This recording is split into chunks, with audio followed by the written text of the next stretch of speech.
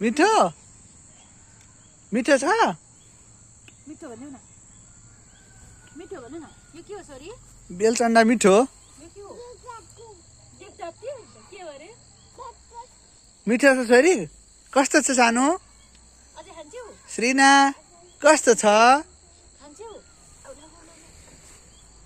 उता बाबालाई हेरेर खाइदेऊ त मिठो ओ अझै अझै खाने छोरी यो माम खाने अझै खान्छे आफै खान्छे मिठो मिठो भन्नु अब कहाँ जाने हो